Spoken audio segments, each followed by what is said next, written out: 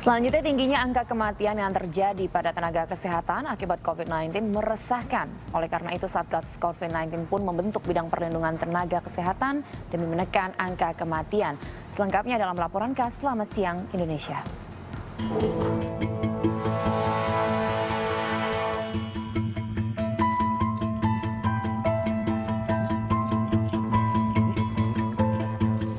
Sejak bertugas Maret 2020, setidaknya 507 tenaga kesehatan dari 29 provinsi di Indonesia gugur akibat COVID-19 sampai 28 Desember 2020. Angka terbesar terjadi di bulan Desember 2020. Sebanyak 96 nakes termasuk 57 dokter gugur.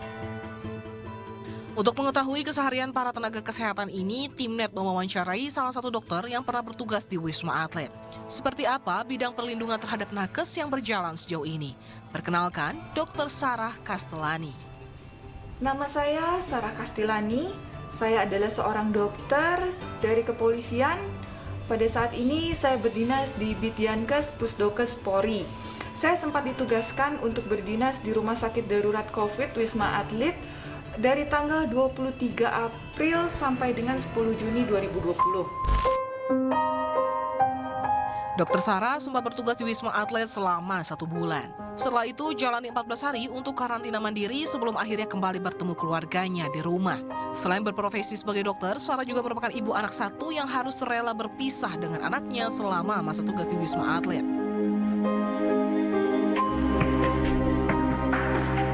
Untuk jam istirahat, saya rasa di sana itu cukup. Kami dibagi menjadi 5 shift. Jadi kami naik shift itu selama 8 jam. Lalu kami lepas dinas itu selama 32 jam. Lalu setelah itu kami naik dinas kembali selama 8 jam.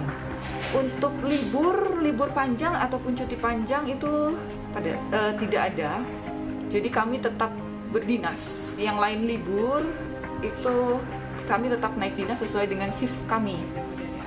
Pada saat libur, yang bisa kita lakukan untuk melepas rindu dengan keluarga ya, mungkin satu-satunya jalan ya video call, dengan menggunakan video call ya.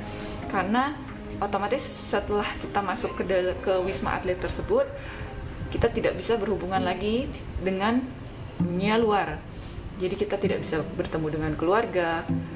Jadi yang bisa kita lakukan ya satu-satunya untuk melepas rindu adalah dengan video call seperti itu.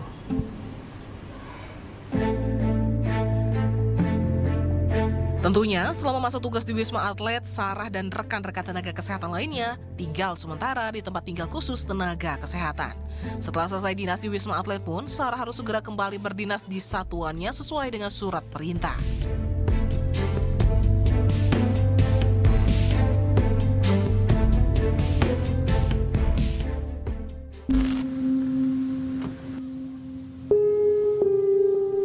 Kasus terpaparnya tenaga kesehatan dengan COVID-19 juga terus terjadi, seperti di Garut, Jawa Barat misalnya. Sebanyak 23 tenaga kesehatan terpapar positif COVID-19, 1 diantaranya meninggal dunia. Dari 23 nakes, hanya 5 orang yang bergejala, seperti panas, batuk, dan sesak. Akibat banyak nakes yang positif, pelayanan kesehatan sempat terganggu karena kebanyakan bekerja di puskesmas. Bertambahnya para nakes yang positif membuat pelayanan di ruang isolasi COVID-19 Rumah Sakit Umum Dr. Slamet kini penuh.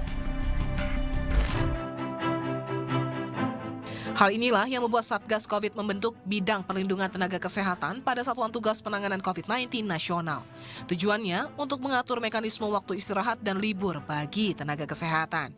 Mengingat libur bagi tenaga kesehatan bukanlah hak melainkan suatu kewajiban. Pembentukan bidang baru ini bertujuan untuk meningkatkan keselamatan tenaga kesehatan dari COVID-19 dan menurunkan penambahan angka kematian tenaga kesehatan akibat COVID-19 dengan upaya pendekatan promotif dan preventif, serta kuratif dan rehabilitatif melalui respon cepat. Nantinya setiap tenaga kesehatan wajib beristirahat setelah melakukan tugas selama 3 bulan berturut-turut. Hal ini guna menekan angka kematian yang kerap kali terjadi pada tenaga kesehatan di Indonesia akibat COVID-19. Dea Gita Oktabari melaporkan untuk NET.